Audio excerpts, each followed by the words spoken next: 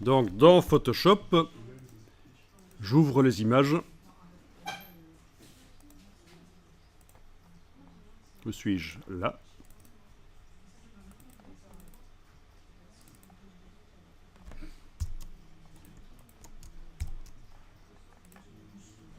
Le JPEG, c'est pas le meilleur format qui existe, bien sûr.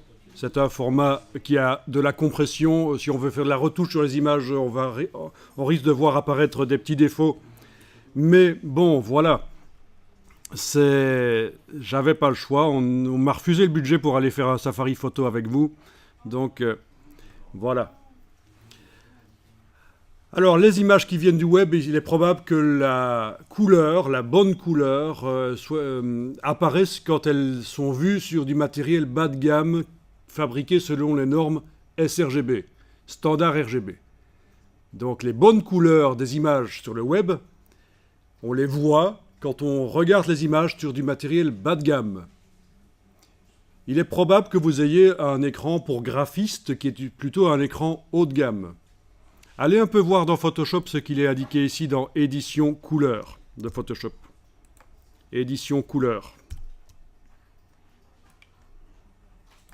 Est-ce que Photoshop est réglé en quoi? En sRGB ou autre chose ici? RVB moniteur. RVB moniteur, d'accord. Bon. Alors, réglez-le en Adobe RGB. En général, quand on crée des images dans Photoshop, je ne parle pas d'ouvrir des images, mais je parle vraiment de créer des images. Quand on crée des images, on les crée dans un espace couleur large et riche. Si vous êtes en sRGB, ça veut dire que même si vous avez un moniteur haut de gamme capable d'afficher plein de couleurs, quand vous créez une image dans Photoshop, dans la fenêtre de l'image, c'est une simulation d'un moniteur bas de gamme. Donc vous avez intérêt la plupart du temps dans Photoshop à demander qu'il fonctionne plein pot, qu'il puisse créer des images dans lesquelles on peut mettre toutes les couleurs que votre moniteur est capable d'afficher. Et c'est donc Adobe RGB. Alors c'est un sujet très vaste, tout ce qui est profil couleur, gestion des couleurs, ça demande quelques heures, de s'y intéresser pendant quelques heures. Mais je pense que vous avez un cours là-dessus. Donc voilà. Ok. Alors, j'ai deux cas de figure ici, c'est peut-être pas le cas chez vous. Si c'est pas le cas chez vous, vous vous adaptez, vous regardez ce que je fais. J'ai ouvert une image qui a déjà un profil inclus, c'est-à-dire que dans les métadonnées de l'image, il était indiqué pour quel matériel elle est prévue. Profil RVB de l'appareil photo. Donc c'est l'appareil photo qui a inclus un profil à l'image. Donc là, je suis certain que la gestion des couleurs fonctionne, les couleurs sont normalement les bonnes. Par contre, j'ai une autre image ici que j'ai été chercher. Il est indiqué ici.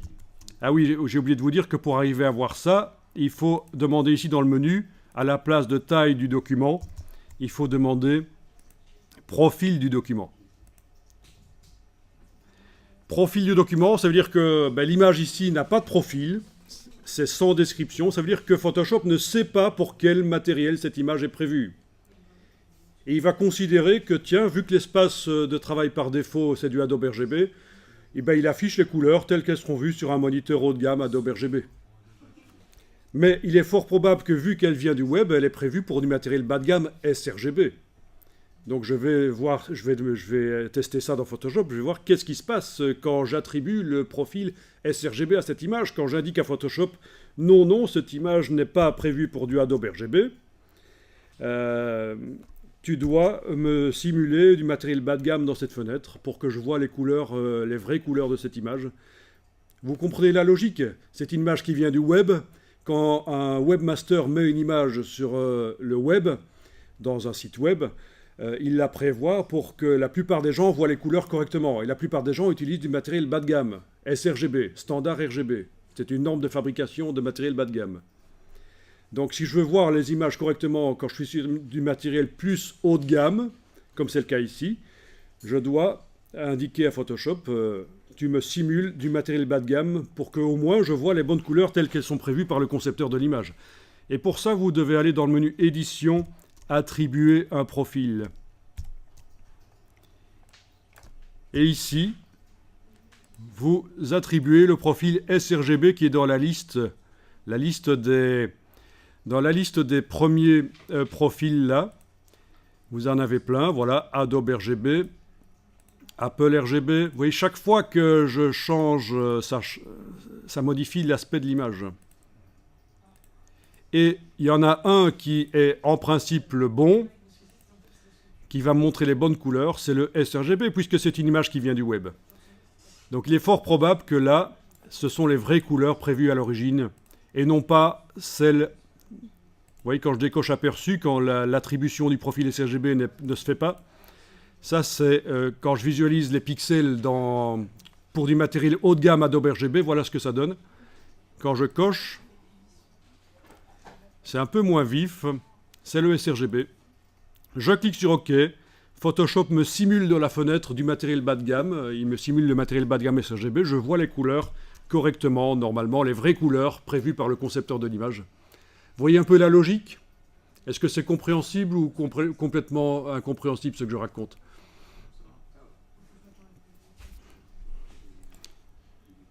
Bien. Voilà. sRGB, c'est le bon profil vu que c'est une image qui vient du web. Alors maintenant, si c'était une image qui venait d'une vidéo, ce serait un autre profil, ce serait sans doute le Rec 709, si c'est la vidéo HD. Si c'est une image qui vient d'un appareil photo et que j'ai réglé l'appareil photo pour qu'il crée des images Adobe RGB, ça se règle dans les menus de l'appareil photo, ben, il faudrait que j'attribue le profil Adobe RGB. Mais de toute façon, vu que c'est le profil par défaut ici, il serait attribué d'office, même si l'image n'a pas de profil inclus dans ses métadonnées. Si Photoshop ne sait pas pour quel profil l'image est faite, vous avez un appareil photo, vous l'avez réglé en Adobe RGB, vous ouvrez l'image, voilà, ce sera le Adobe RGB, vous comprenez, hein, ça ne veut pas dire que le sRGB c'est le meilleur profil, au contraire, c'est un des plus mauvais. Mais, puisque l'image a été prévue pour ce profil-là, autant l'attribuer, et c'est ce qui donne les meilleures couleurs.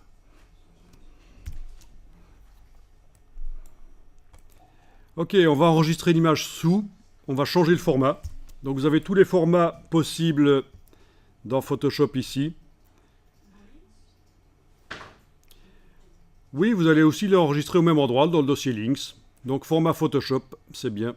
Donc au lieu de JPEG, on a du PSD. Bien sûr, ça ne va pas améliorer l'image de l'enregistrer en Photoshop, mais ça va nous permettre de faire certaines choses dans l'image qui ne sont pas possibles sur le format JPEG. Même chose pour l'autre image, je l'enregistre au format Photoshop dans le dossier Links.